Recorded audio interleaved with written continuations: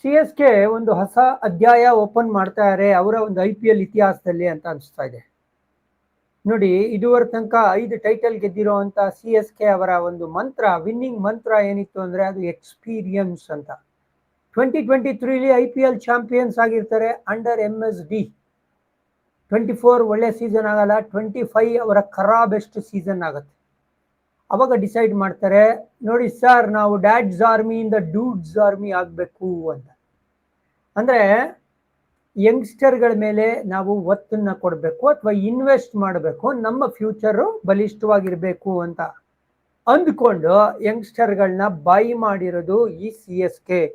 ನೋಡಿ, last season ಎಷ್ಟು ಖರಾಬಾಗಾಯ್ತು ಅವ್ರಿಗೆ ಅಂತ ಹೇಳಿದ್ರೆ, ಬ್ಯಾಟ್ಸ್ಮನ್ಗಳಲ್ಲಿ ಟಾಪ್ ಸ್ಕೋರರ್ ಯಾರು ಗೊತ್ತಾ ನಿಮ್ಗೆ? Last season Shivam Dube. Top of the order ಇರೋ ಯಾವ ಬ್ಯಾಟರ್ಗೂ ಆ ಒಂದು ಹೆಗ್ಗಳಿಕೆ ಎಲ್ಲ ಶಿವಮ್ ದುಬೆಗಿತ್ತು. ಆಮೇಲೆ ಯಾರ್ದು ಸ್ಟ್ರೈಕ್ ರೇಟು ಬೊಂಬಾಟಾಗಿರ್ಲೇ ಇಲ್ಲ.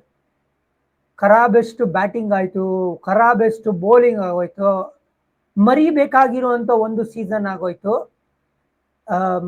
ಇವ್ರಿಗೆ, ಸಿ.ಎಸ್.ಕೆ ಅವ್ರಿಗೆ.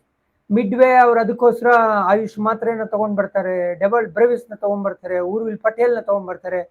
ಇವ್ರು 3 ಜನ ಯಾವ ತರ ಪರ್ಫಾರ್ಮ್ ಮಾಡ್ತಾರೆ ಅಂತ ಹೇಳಿದ್ರೆ ಅದು ಒಂಚೂರು ಸ್ಪಾರ್ಕ್ ನ ತಂದ್ಕೊಟ್ಟಿದೆ ಈ ಸಿ.ಎಸ್.ಕೆ ತಂಡಕ್ಕೆ.